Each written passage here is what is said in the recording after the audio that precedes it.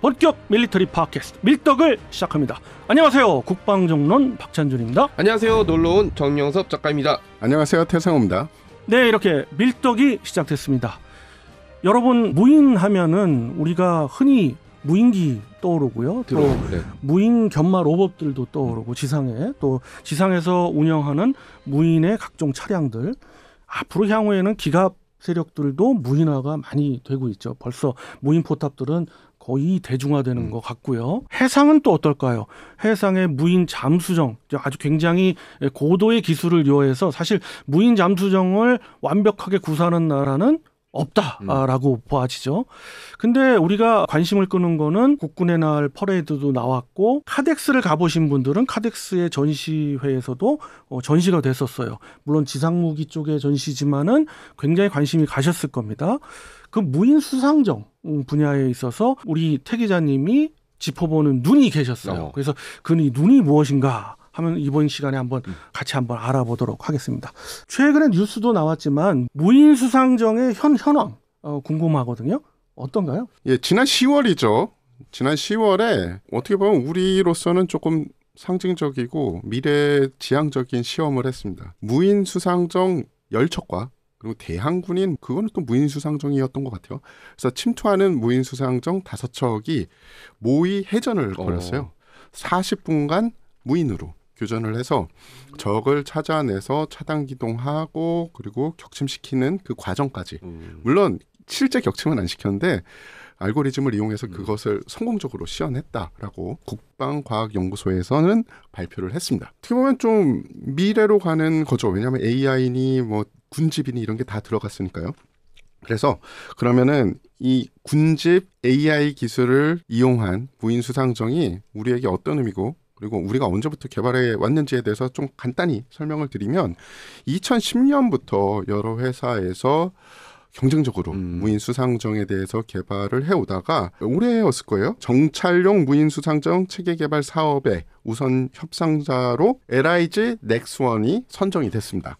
일단은 이 사업에 대해서 좀 알아보면 12m 무인 수상정 2척을 2027년까지 업체 주관으로 개발하는 것이고요. 사업비가 381억 원. 여기에 들어가는 게 수중 탐색용 예인 음탄기와 수상 탐색용 레이더, 광학 전개선 카메라, 기관총이 탑재가 되는 거죠. 2010년부터 경쟁적으로 했다고 했는데 사실은 완전히 불이 붙은 건 2015년 정도였어요. 그러면서 심지어 어느 정도 치열했냐 하면 주로 2개 회사인데 2개 회사가 막 법적으로 치고받고 뭐 이런 소송도 불사하고 이런 선까지 갔죠. 그런데 왜 군집이 중요하냐라고 말씀을 드려야 되는 상황인데 사실은 무인정을 이렇게 생각하시면 돼요. 내가 로봇 하나를 운용을 할 수밖에 없어. 그러면은 인간하고 로봇가 1대1인 거예요. 그럼 사실 인간이 총 들고 싸우는 거랑 로봇이 총 들고 싸우는 거랑 목숨 하나 더 생기는 거 말고는 이점이 없어요. 그런데 인간 하나가, 그러니까 통제자 한 명이 여러 로봇을 운영할 수 있으면, 게다가 로봇에게 어느 정도 자율성을 부여를 하면 사람 하나가 중대로 운영할 수도 있고 대대로 운영할 수도 있고 완전히 다른 그림이 펼쳐지게 되는 거죠. 그래서 군집이 미래 유무인 전투 체계에서는 가장 중요한 요소 중에 하나입니다. 그래서 그 관련해서 성공을 했다는 건데 정말 다행이고 좋긴 한데 문제는 언론을 통해서 성공한 것을 밝힌 거는 세계에서 최초는 맞는 것 같아요. 하지만 다른 나라는 실전에 벌써 쓰고 있습니다. 우크라이나 같은 경우에 벌써 군집 무인 수상정으로 러시아의 흑해함대를 거의 이런 말씀 드리긴 그렇지만 반병신으로 만들어 놓은 지금 현재 전투가 그렇게 진행이 되고 있잖아요. 그런데 우리는 살짝 뒤쳐져 있어요. 그리고 미국하고 호주를 생각을 해보면 그들도 무인 수상정에 대해서 연구를 하고 있는데 연안에서 하는 건 거의 다 끝났어요. 연안에서 전투 실험 끝났고 이스라엘도 마찬가지고요. 이들은 이제 대양을 횡단을 하면서 사람이 없는 배가 대양을 횡단을 하잖아요. 그러면 따라야 될 게 많습니다. 군함이라도 국제법 따라야 되죠. 그리고 그 나라에 기항할 땐 어떻게 해야 되는지 이런 허가 절차니 복잡한 문제가 많아요. 그냥 가는 거는 오히려 쉽습니다. 지금 그들은 그것조차, 그러니까 대양 해군의 입장에서 무인 시스템을 군집으로 돌리려는 시도를 하고 있어요. 그래서 우리가 빨리 쫓아가고 있긴 하지만 전 세계 최초라고 하면 국민분들이 안심하시잖아요. 근데 좀 더 많은 예산과 노력이 들어가야 되지 않나 생각이 돼요. 네, 태 기자님 말씀에 저도 뭐 보탬을 좀 하면 사실 그동안에 여러 가지 문제가 많았어요. 그리고 이것을 우리가 이제 무인수상정을 전력화하려는 생각을 계획 단계부터 가졌던 가장 큰 이유는 바로 연평해전을 겪고 천안함 사태를 겪으면서 우리가 더 이상 연안, 특히 북한과 대치하고 있는 NLL상에서 더 이상의 인명피해 없이 효과적으로 작전할 수 있는 방안. 그럼 그 당시에 군사 선진국들이 개발하고 있던 것이 무인수상정이었거든요. 거기에서 이제 발전돼서 이제 군집 개념이 들어간 건데 태 기자님 말씀에 좀 더 발전적으로 덧붙이자면 전 세계의 주요국이 이것을 개발하고 있는 건 아니고요. 개발할 수도 없습니다. 여기에 가장 큰 대전제가 뭐였냐면 많은 나라들이 고민하는 것 중에 하나죠. 바로 네트워크입니다. 적에도 통신 시스템이 있어야 돼요. 지금 우크라이나 얘기하셨는데 우크라이나가 우리보다 상당히 군사력도 떨어지고 군사 기술도 물론 이제 기갑 부분에 있어서 어느 정도의 기술을 갖고 있고 유도 부분에 있어서 기술을 갖고 있습니다만 이렇게 갑자기 무인수상정으로 흑해함들, 러시아 흑해함대를 공격한 이유가 뭘까요? 자국의 해군력이 많이 쳐져 있어서 그런 거죠. 아닙니다. 완벽한 게임 체인저라고 저는 보고 있는 것이 우크라이나를 보고 있는 것이 뭘까요? 스타링크요? 그렇죠. 스타링크가 없었으면 완전히 무용지물인 거예요.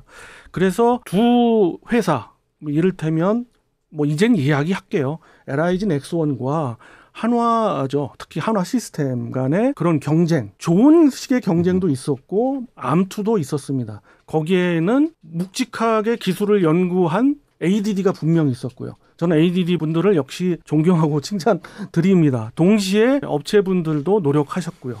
그런데 여기에서 지금 현재의 뉴스도 나오고 태 기자님이 또 소개해 주시고 한 이유는 그런 밑그림들이 완벽하게 짜지기 시작했다는 거예요. 그런 부분들을 다른 기회에 뭐 위성 관련된 이야기가 있을 때 제가 한번 언급을 해드릴게요. 여기서는 무인수상정 위주기 때문에 거기까지 말씀을 드릴게요. 예. 근데 말씀하신 게 진짜 중요해요. 왜냐하면 그러면 군집 드론을 했을 때 이게 잘못 가는 경우가 생기잖아요. 다 체계 개발해서 전력화 시켰는데 가장 잘못되는 거는 말씀하신 대로 네트워킹이 안 되든지 아니면 적에게 해킹당해서 통제권을 탈취당했을 때요. 문제는 이거는 무기 시스템이잖아요. 실제 피해를 줄 수 있는 무기가 탑재돼 있는데 통제권을 적에게 빼앗겼다. 혹은 우리 말고 뭔가 이상한 제3자에게 빼앗기면 참사가 일어날 수도 있거든요. 그래서 말씀하신 네트워크가 정말 중요하죠. 그렇죠. 우리가 완전히 이제 양산까지 어느 회사를 지명하게 된 거는 그 회사의 완성품들이 이제 어느 정도 수준에 올라왔다는 거예요. 말씀드리면 해검 시리즈인데 해검 2, 해검 3 그리고 해검 5까지인데 한화에서는 해령이라고 들어보셨을지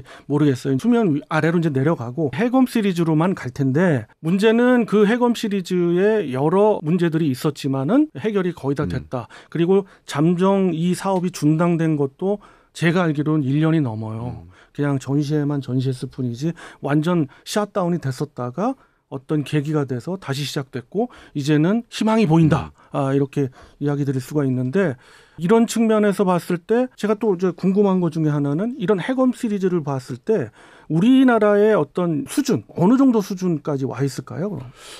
정확히 모든 게 밝혀져 있진 않은 것 같아요. 그런데 뭐 무기 체계나 아니면은 해검에도 이제 비공을 올린다고 하는 그런 이야기가 있어서 일단 주먹은 또 괜찮은 것 같고 관측 장비 그리고 항해 장비는 다 괜찮은데 역시 계속 문제가 되는 게 네트워크가 문제가 있지 않나 싶어요. 워낙에 체구가 작기 때문에 연안에서 작전을 하는 건 맞긴 한데 그래도 지금 그들이 작전을 펼치고 하는 걸 보면 너무 지역이 한정돼 있습니다. 실험을 하는 구역을 보면 구역을 너무 한정을 해서 하는 거 보면 아직까지 말씀하신 네트워크가 원활하게 이루어지는가 하는 의문이 있고 그렇죠. 또 하나는 이번에 실험에서 국방과학연구소의 관계자도 밝혔듯이 해킹에 대한 대책은 없다. 그것이 굉장히 문제가 되고 있죠. 우리 서해의 복잡한 환경도 문제가 됐고요. 그래서 많은 중계 시스템을 둬야 되는데 한계가 오는 거야. 그럼 뭐 결국은 우주밖에 없다. 저궤도의 통신 위성 시스템을 활용해야 된다.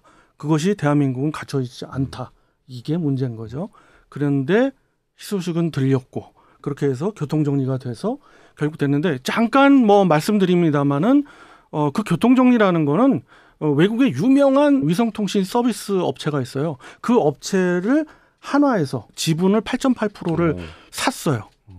그래서 한화의 노력으로 우리가 적에도 위성통신을 확보했어요. 그렇기 때문에 이 모든 것들이 순조롭게 빨리 진행이 되고 있고 앞으로 점프해서 발전할 수 있는 계기가 돼가고 있거든요.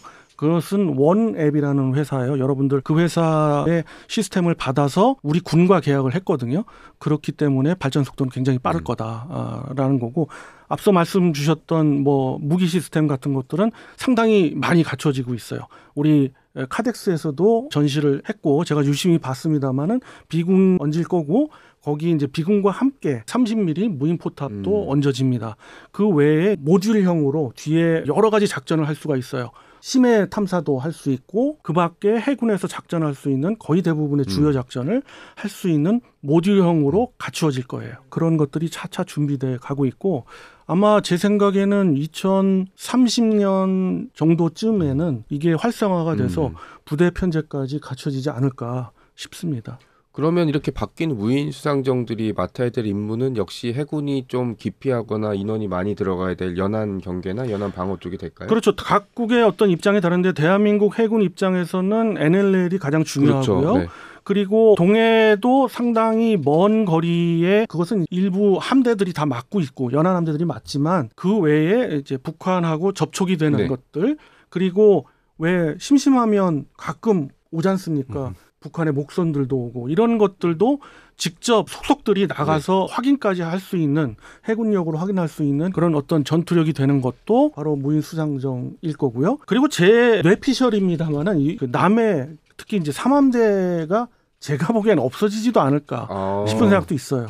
그쪽은 사실은 연안함대급도 좀 많이 배치되어 있지 않을까 싶어요. 차라리 무인 어떤 함대, 미국에서 얘기하는 유령 함대의 어떤 개념은 아닙니다만 그와 유사한 함대로 유지해도 되지 않을까. 그러니까 유인화된 함정이 최소화될 수 있는 그런 그 연안 함대가 바로 3함대 쪽이거든요. 그래서 그쪽은 굉장히 더 효율적이지 않을까 이런 생각도 해봅니다. 아마 이제 만들어지게 돼서 실용화되고 여러 가지 장애물들이 있겠죠. 특히 해킹돼서 문제가 생기는 거는 마지막까지 고민을 해봐야 될 문제긴 한데 그렇게만 해킹은 무인화에 가장 문제가 그렇죠. 되는 게 강력한 제밍에 대한 우선 항제밍 능력이 필요할 거고 거기에 대해서는 우리가 기술이 굉장히 앞서 있고 모든 유사한 또 중요한 그런 탑재 장비에 항제밍 장치가 이제는 거의 기본으로 들어가고 있어요.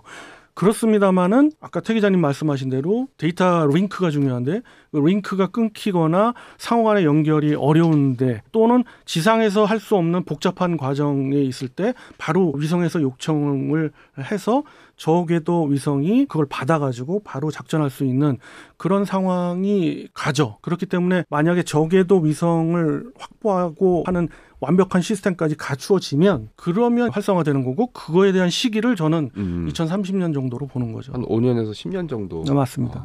자, 이렇게 해서 이번 시간에는 해군의 무인 전투함, 무인 함정에 대한 이야기들 나누어 봤고요. 이것이 어느 정도 수준에 왔고 어떻게 거쳐왔고 이런 이야기들 나누어 봤습니다.